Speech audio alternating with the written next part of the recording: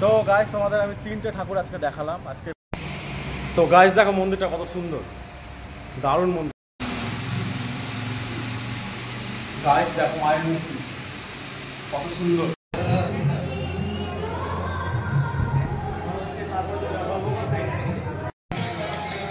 Guys হর হর মহাদেব। তো আজকে একটা দারুণ দিন রয়েছে, ফলহারিণী অমাবস্যা।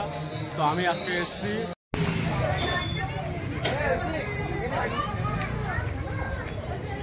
হর Har Mahadev. Hey guys, welcome to my new blog. তো কাল ছিল ফলহারিণী অমাবস্যা। তো কালকে আমি একটু বেরিয়েছিলাম, মা কালীর মূর্তিগুলো তোমাদের দেখাবো, কোথায় কোথায় পুজো হয়।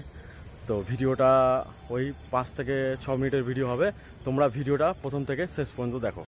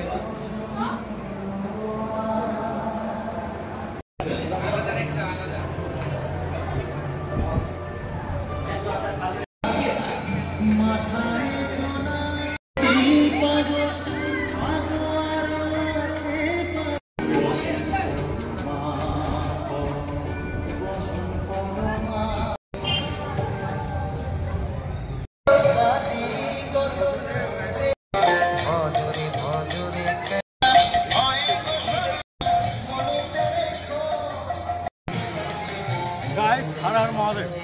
তো আজকে একটা দারুণ দিন রয়েছে, ফলহারিণী অমাবস্যা। তো আমি আজকে এসেছি হচ্ছে গয়েশপুর মঙ্গল সমিতি। তো এটা একটা বড় ভিডিও, তোমরা ভিডিওটা প্রথম থেকে শেষ পর্যন্ত দেখো।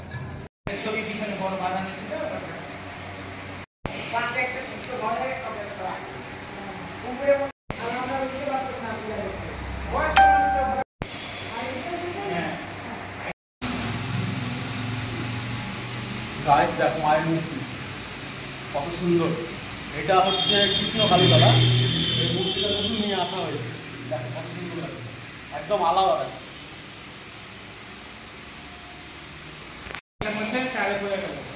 তো তোমরা এখনো যারা আসোনি অবশ্যই এসো কৃষ্ণ কালীতলা, মায়ের মূর্তি দেখো কত সুন্দর লাগছে। আমি আজকে আমার সৌভাগ্য আমি আসতে পারলাম আজকে এখানে। খোলা ছিল মন্দিরটা, আমি অনেক বছর ধরে ভাবছি আসবো করে আসি, কিন্তু মন্দির খোলা পাই না।